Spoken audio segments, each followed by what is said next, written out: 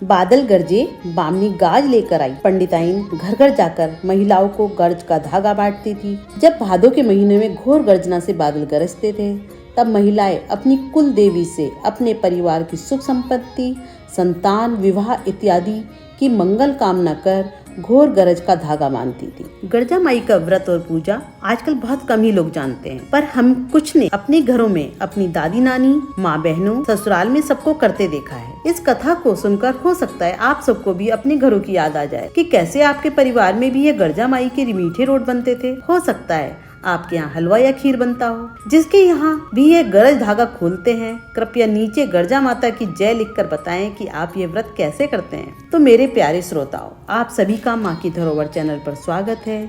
इस व्रत को महिलाएं अपने पति, भाई व पुरुष वर्ग से छुपा कर करती हैं। एक माँ, बहन, भाभी, सास सभी अपने परिवार में सुख समृद्धि चाहती हैं। यह पूजा हमारी कुल देवी को समर्पित है। घर में संतान, पुत्र पुत्री चाहती हैं व अपने बच्चों के विकास से जुड़े पढ़ाई लिखाई, नौकरी व विवाह जैसे मांगलिक कार्य होते रहें। इसके लिए महिलाएं समय समय पर पूजा, व्रत इत्यादि करती हैं। प्राचीन समय से ही इस व्रत का विधान है। इस व्रत में महिलाएं कच्चे सूत का धागा अपने कान के कुंडल में, चूड़ी कंगन में या चोटी में भादों की गर्जा माई से मंगल कामना कर बांध लेती हैं, जिससे इस पर किसी की निगाह न पड़े व टोक न लगे। धागा बांधने के तीसरे, पांचवें, सातवें दिन इस व्रत को करके धागा खोलती हैं। इसमें गोबर मिट्टी का ढक्कन वाला छोटा सा बर्तन बनाया जाता है। गर्जा माई का दीवार पर फोटो बनाते हैं। हाथ में दूब, घास, चावल या गेहूं लेकर मोहल्ले की सभी महिलाएं एक साथ एकत्रित होकर इस कथा को सुनती हैं। सुबह महिलाएं बाल धोकर, स्नान कर, स्वच्छ वस्त्र धारण कर 1.25 किलो गुड़ आटे के रोट बनाती हैं। कहानी सुनकर गाय व कन्या के नाम का भी रोट निकाल कर सभी महिलाएं एक एक करके गरज का धागा खोलकर रोट के छोटे छोटे टुकड़े जल के साथ गोबर बने बर्तन में रखती हैं। वह हाथ में जल लेकर व रोट के छोटे छोटे टुकड़े लेकर गरज खुले खुले, बाकी महिलाएं सब कहती हैं। ऐसा 3 बार करती हैं। ये टुकड़े ऐसे ही निगलते हैं, इनमें दांत नहीं लगाते हैं, इसलिए छोटे छोटे टुकड़े करके ही इनको खाते हैं। फिर गोबर के बर्तन का गोबर से बना ढक्कन लगाकर किसी वृक्ष, नदी या किसी गमले की मिट्टी के नीचे दबा देते हैं, इसी कामना के साथ कि हे ईश्वर, हमारे घर परिवार में मंगल कार्य होते रहें। गर्जा माई बादल की गरज के साथ मंगल कार्य करे, रूठे तो बिल्कुल भी नहीं। हाँ, जब मंगल कार्य होते हैं, विवाह, संतान, मकान इत्यादि, तो हम ये गरज रोट दुगने करके माता को खुश करके शुक्रिया करते हैं। इन रोट को पुरुषों से छुपाकर बहन बेटियों, सास, ननद, देवरानी, जिठानी इत्यादि परिवार के साथ दूध या दही के साथ खाकर व्रत पूरा करते हैं। मंगल व शनिवार को दिन छोड़कर यह व्रत शुक्ल पक्ष के किसी भी शुभ दिन, रवि, सोम, बुध, शुक्र, द्वितीया, चतुर्थी या अनंत चतुर्दश तक कभी भी कर लेते हैं। ये व्रत भाद्रपद मास के शुक्ल पक्ष में अनंत चतुर्दश तक कभी भी कर सकते हैं। एक राजा और रानी अपने राजकाज में बहुत सुखी व संपन्न थे। उनके राज्य में सब सुखी थे। रानी यह संपन्नता हमेशा बनी रहे, इससे गर्जा माई के रोट हर साल करती थी। राजा रानी में बहुत प्यार था। एक दिन जब राजा भोजन कर रहे थे तो उन्होंने रानी से भी कहा, आओ भोजन करते हैं, पर रानी ने भूख न होने का बहाना कर भोजन नहीं करा। इस पर राजा अकेले ही भोजन करके शिकार खेलने के लिए निकल गया। पर राजा को रानी की चिंता हुई कि रानी की तबीयत सही थी या नहीं। शिकार न खेल आधे रास्ते से वह वापस हो गया। लौटने लगा, इधर रानी राजा के जाते ही गर्जा माई की पूजा के रोट बनाने लगी। अभी वो बनाकर संभाल भी नहीं पाई थी कि राजा शिकार से लौट आए और दरवाजे की कुंडी खड़खड़ाकर बोले, रानी दरवाजा खोलो, रानी दरवाजा खोलो।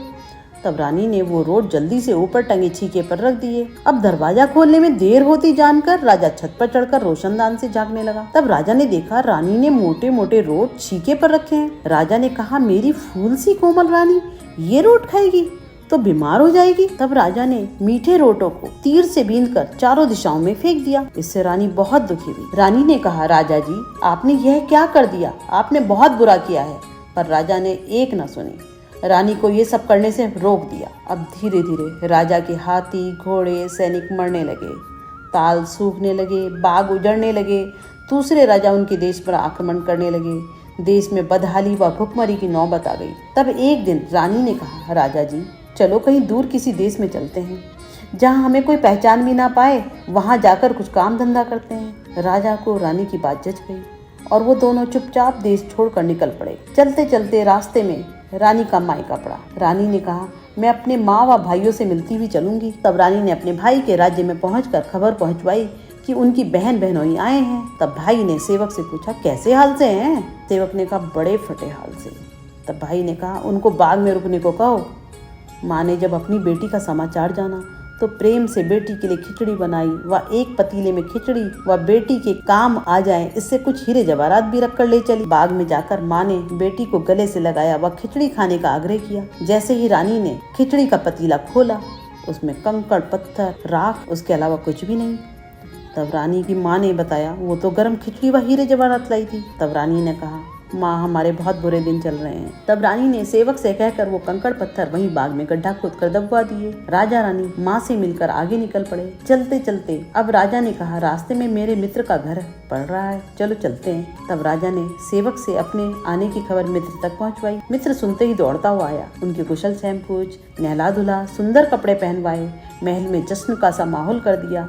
खूंटी खूंटी सोने के हार टांगे, बहुत अच्छे अच्छे स्वादिष्ट व्यंजन बनवा भोजन करवाया। रात को जब राजा रानी प्रसन्न मन हो सोने के लिए बिस्तर पर लेटे, तब रानी ने देखा कि उनके कमरे में जो हार टंगा है उसको खूंटी निगल रही है। तब रानी ने राजा को जगाकर कहा, राजा जी, यहाँ से जल्दी चलो, वो देखो खूंटी हार निगल रही है। आपके मित्र की पत्नी मुझे चोर समझेगी। तब दोनों ने अपने पुराने कपड़े बदले व चुपचाप घर से निकल गए। फिर दूर देर तक चलते रहे। रात बीत गई, दिन भी काफी चढ़ गया था। रानी थक कर बोली, अब यहीं कहीं रुक जाते हैं, यहीं डेरा जमा लो, आगे चला नहीं जा रहा है। तब राजा रानी एक नदी किनारे रुक गए। वो भूखे भी थे।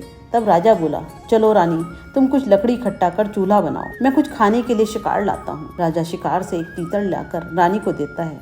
वह रानी से कहता है, रानी, आप इस तीतर को पकाओ, तब तक मैं नदी में नहा कर आता हूँ। रानी तीतर पकाती है। वो ढक्कन खोलकर देखती है कि तीतर पका या नहीं, तो तीतर उड़ जाता है। राजा नहा कर आता है, कहता है कि आओ रानी, भोजन करें। रानी कहती है कि मुझे तेज भूख लगी थी, इसलिए सारा तीतर मैंने ही खा लिया। राजा बोलता है, बड़ी भूखी हो तुम। भूखा राजा रानी पानी पीकर ही उस दिन सो जाते हैं। अगले दिन फिर राजा शिकार से तीतर लाकर रानी को पकाने के लिए देता है और कहता है, आज अकेले मत खाना। उस दिन भी रानी जैसे ही ढक्कन खोलती है, तीतर उड़ जाता है। रानी आज भी अपना ज्यादा भूखा होने की बात कहती है। दोनों भूखे पानी पीकर ही सो जाते हैं। तीसरे दिन राजा तीतर लाकर रानी को देता है, कहता है, आज अकेले मत खाना, मैं भी खाऊंगा।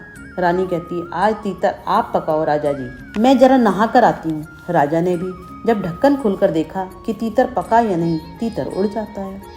रानी नहा कर आती है, कहती है, चलो दोनों खाना खाते हैं। तब राजा कहता है, आज मैंने भी पूरा तीतर खा लिया, जैसे तुमने पिछले 2 दिन खाया। वो दोनों वो अपनी बदकिस्मती की बात समझ जाते हैं। अब वो कुछ कभी मांग कर, कभी छुटपुट काम करके दिन व्यतीत कर रहे होते हैं। फिर एक दिन रानी देखती है कि आज नदी किनारे काफी औरतें आई हैं, नहा रही हैं, कुछ बना रही हैं। ये क्या कर रही हैं? जानकर एक किनारे खड़ी हो गई। वह पूछने लगी कि आप सब यहाँ क्या कर रही हो? तब उन्होंने गर्जा माई के रोट करने की बात बताई। ये सुनकर रानी की आंखों में आंसू आ गए। उदास होकर बोली, कभी मैं भी गर्जा माई के रोट बनाती थी। तब सबने कहा, अब भी बना लो नहाकर हमारे कपड़े पहन लेना, हम सब थोड़ा थोड़ा आटा गुड़ देते हैं, तुम रोट बना लो। तब रानी ने भी रोट बनाए।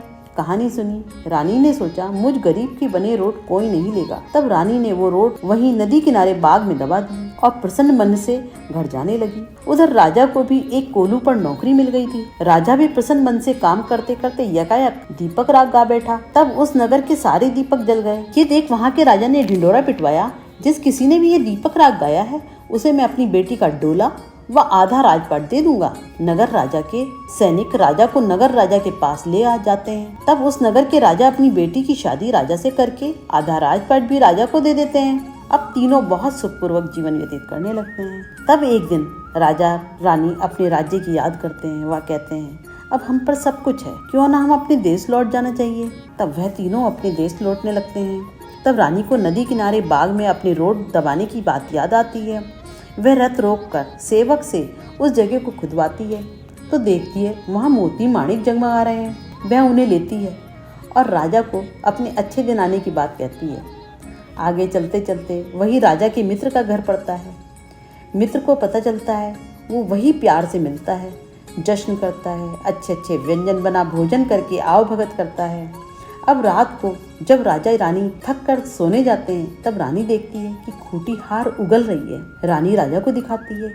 वह मित्र व उसकी पत्नी को भी बुलवाकर यह सब दिखाती है। वह बताती है कि कैसे उनके बुरे दिन के समय ये खूंटी हार निगल रही थी, वह आज हार उगल रही है और आपने मुझे चोर समझा होगा।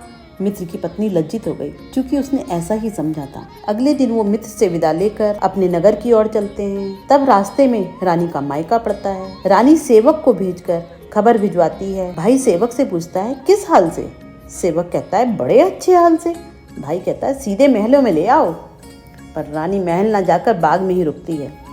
सभी भाई भाभी माँ उससे मिलने नए नए व्यंजन लेकर आते हैं और बोलते हैं, चलो महलों में चलो। पर रानी सेवक से उस जगह को खुदवाती है जहाँ माँ की लाई खिचड़ी का पतीला दबवाया था। सेवक वहाँ से वो पतीला निकालता है तो उसमें वही गरम खिचड़ी व पतीले के ऊपर हीरे जवाहरात जगमा रहे होते हैं। वे दोनों उसी खिचड़ी को प्यार से खाते हैं। वह हीरे जवाहरात उन्हीं को वापस कर देते हैं और विदाई लेकर अपने राज्य की ओर चलते हैं। नगर पहुंचकर धीरे धीरे राजा अपने शत्रु राजाओं को अपने देश से निकाल देता है। अब राजा का राज्य सुरक्षित था, राज्य के लोग सुरक्षित थे, राज्य की जनता सुखी संपन्न थी, हवा निर्मल थी, नदियां स्वच्छ थी, हाथी घोड़े कुशल मंगल थे, लोग प्रेम पूर्वक रहते थे। तब राजा ने अपने राज्य में सभी को घोर गरज की पूजा करने की मुनादी करवा दी। जैसे राजा रानी पूरी प्रजा का भला हुआ, हम सभी का भी हमारी कुलदेवी गर्जा माँ भला करे। इस कथा के साथ एक चुटक विनायक जी की भी कहानी कही जाती है, वो मैं दूसरी वीडियो में भेजती हूँ। आज के लिए इतना ही। 4 घड़े अमृत भरे, 2 कहने वाले के 2 सुनने वाले के। वीडियो अच्छी लगे तो अपनों के साथ साझा करना। जय माता दी।